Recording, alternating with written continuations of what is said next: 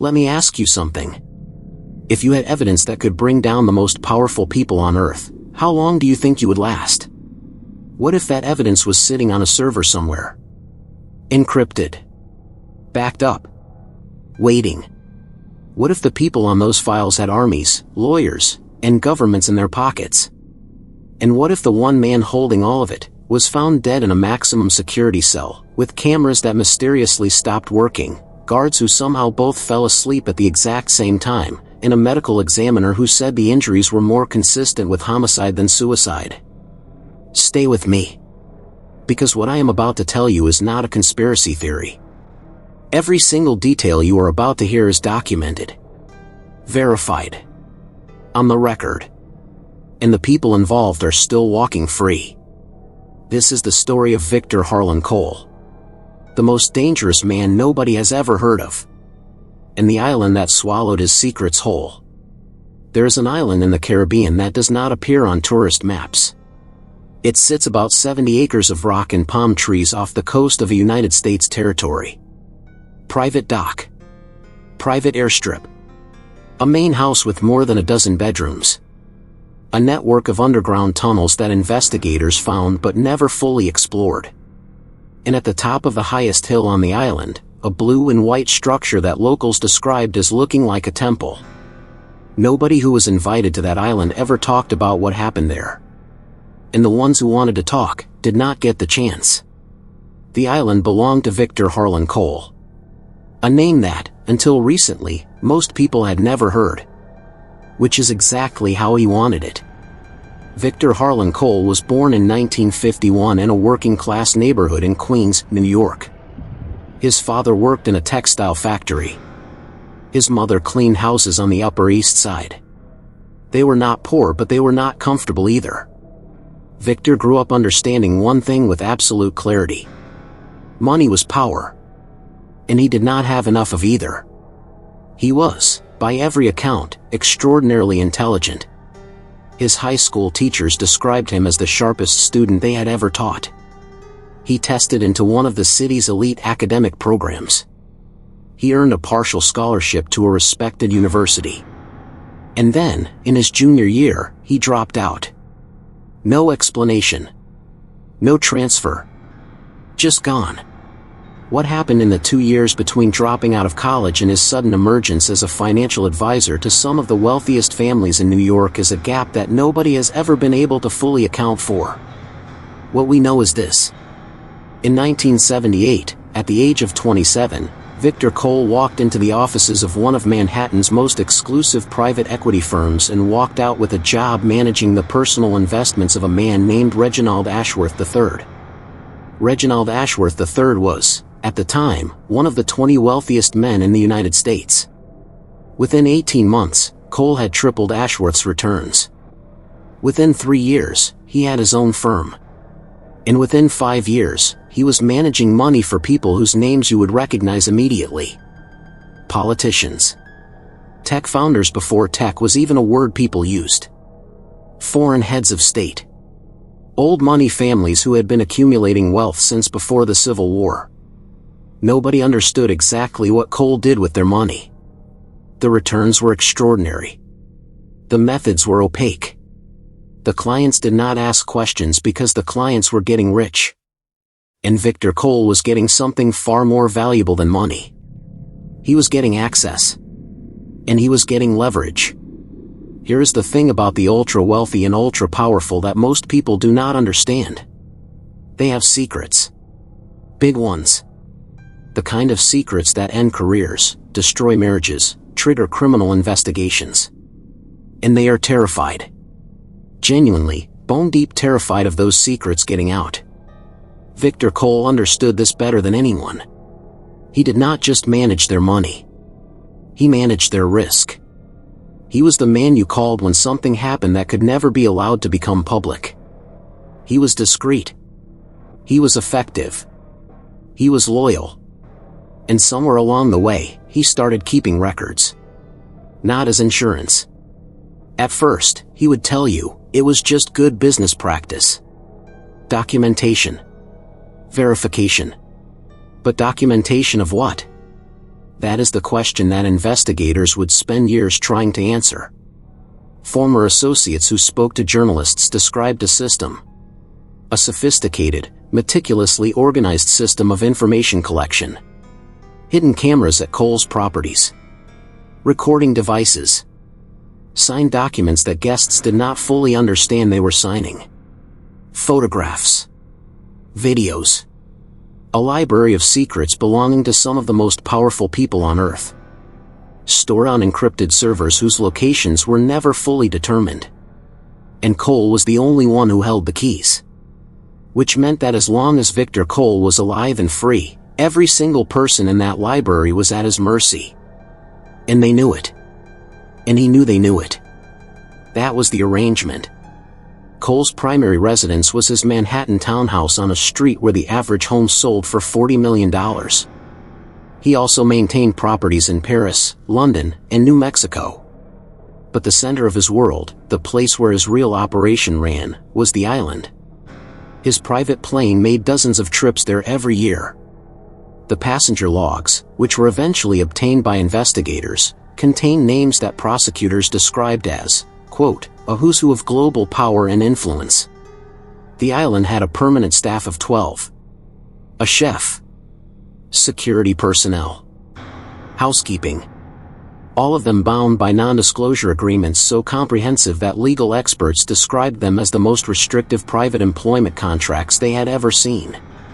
Former staff members who eventually broke their silence described an atmosphere on the island that they struggled to put into words. One former housekeeper, who agreed to speak only under conditions of complete anonymity, said this. She said, the guests were always friendly. Polite. Normal, if you didn't look too closely. But there was something underneath it. A current. Like everyone there knew something that you didn't. Like they were all in on a joke that nobody was going to explain to you. She said she left after 4 months. She said she had never been able to fully explain, even to herself, exactly why she left.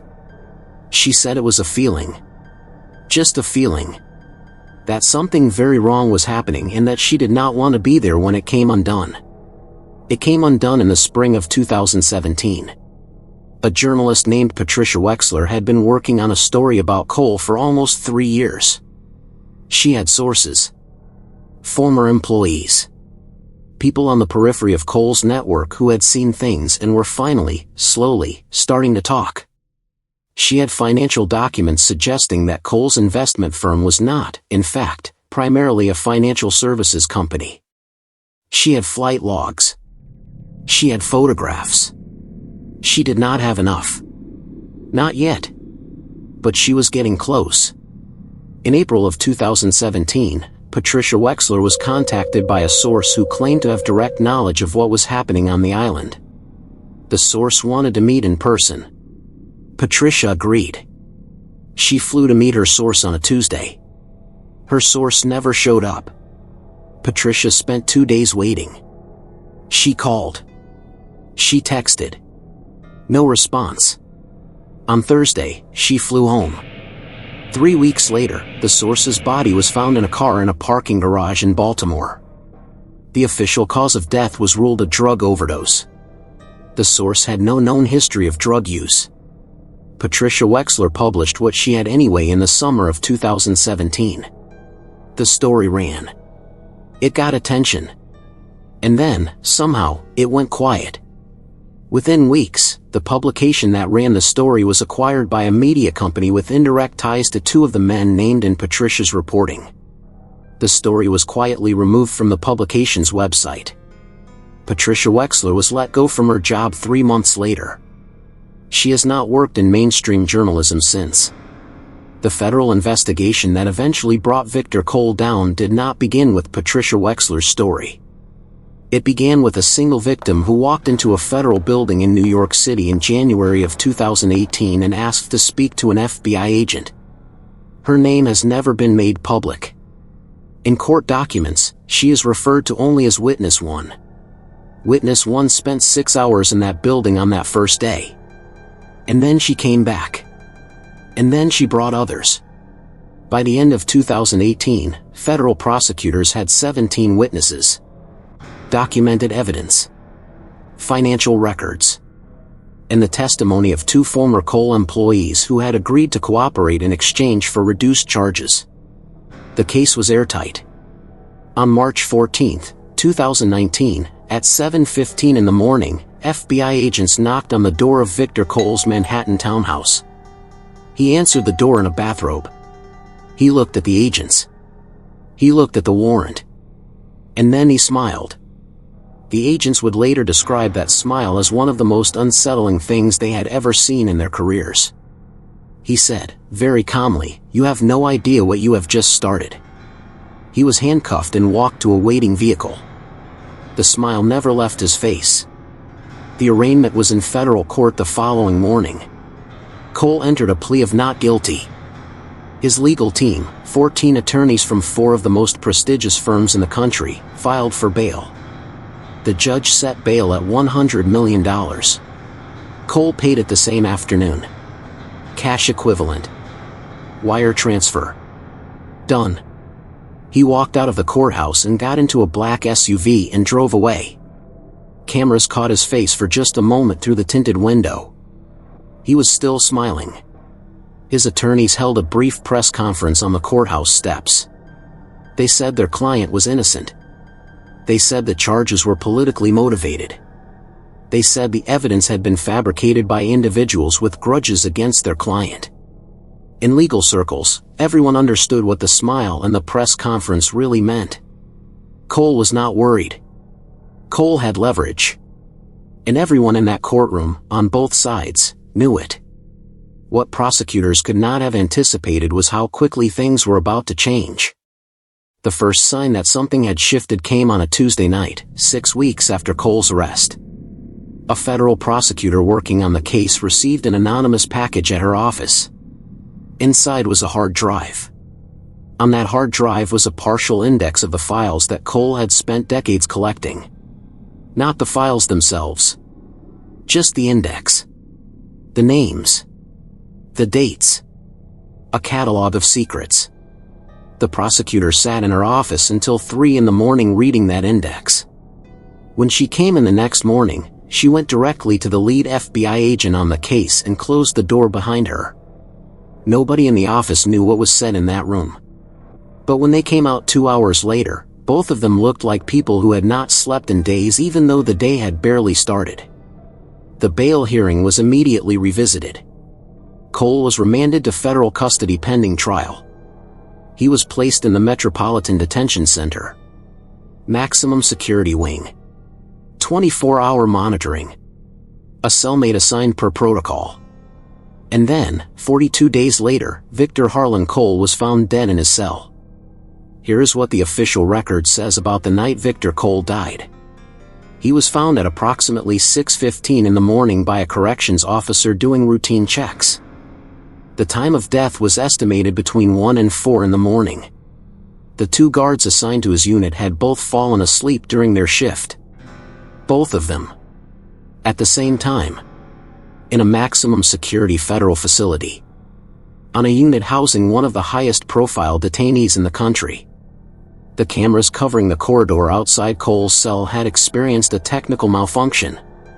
No usable footage was recovered from the relevant time window. Cole's cellmate had been transferred to a different unit the previous afternoon. A routine administrative reassignment, according to official documentation.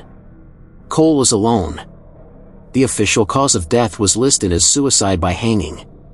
The forensic pathologist hired by Cole's family to conduct an independent examination was Dr. Thomas Reeves, a former chief medical examiner with 30 years of experience in forensic pathology.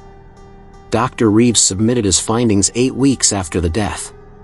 His conclusion was that the physical evidence was, in his professional opinion, more consistent with ligature strangulation by a second party than with self-inflicted hanging.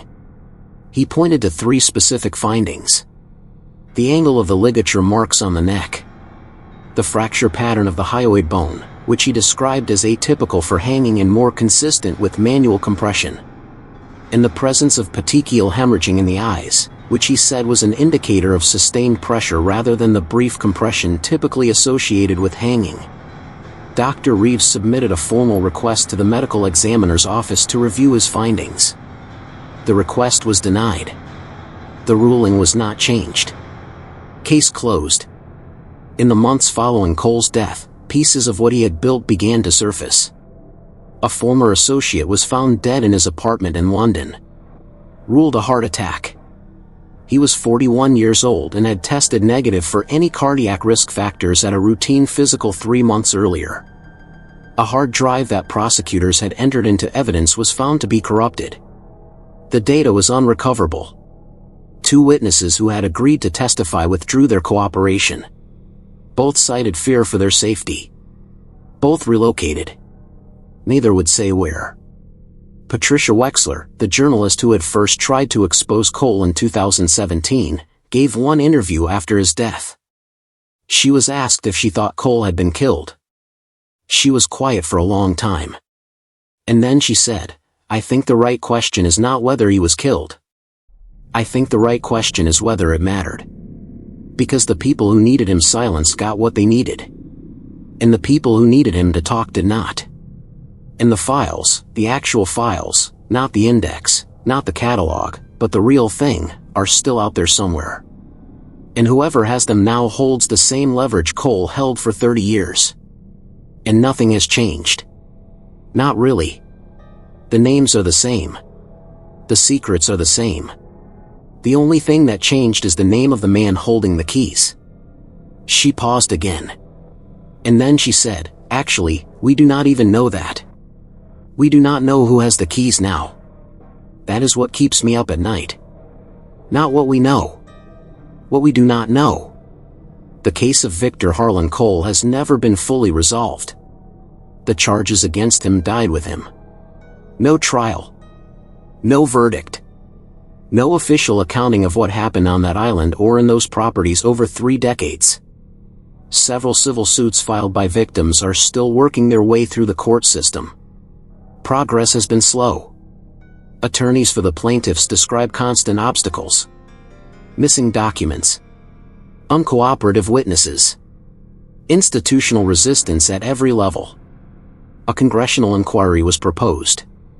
It was tabled. A documentary crew that began filming an investigation into the case in 2020 lost 2 of their primary sources in separate incidents within the same calendar year. The project was abandoned. And the island sits empty now. The main house weathering. The temple structure on the hill still standing. The underground tunnel sealed. Somewhere on an encrypted server, or several encrypted servers, in locations that no official investigation has ever identified, there are files. Files that contain the documented secrets of some of the most powerful people in the world. Files that, if they were ever released in full, would not just end careers. They would end the comfortable fiction that the rules apply to everyone equally. They would prove, with documented evidence, that there has always been a different set of rules for a different set of people. And that is precisely why those files will almost certainly never see the light of day. Not because they do not exist, but because the people who would be destroyed by them are the same people with the power to make sure they stay buried. Victor Cole understood that. He built his entire operation on that understanding. And in the end, the system that protected him for 30 years was the same system that decided he had become too much of a liability. The island is still there. The secrets are still there. And somewhere out there, the people who needed Victor Cole silenced are sleeping just fine tonight. The question I want to leave you with is not who killed Victor Cole. The question is who is holding his files right now. And what are they planning to do with them? If this story got into your head the way it got into mine, subscribe and hit the bell. Every week I go deep on the stories that powerful people do not want told. The ones that got buried. The ones where the truth is sitting right there in plain sight and nobody is allowed to look directly at it. Drop a comment. Tell me what you think happened. Tell me what you think is still out there. I read every single one. And be careful what you look into. Some doors, once you open them, do not close again.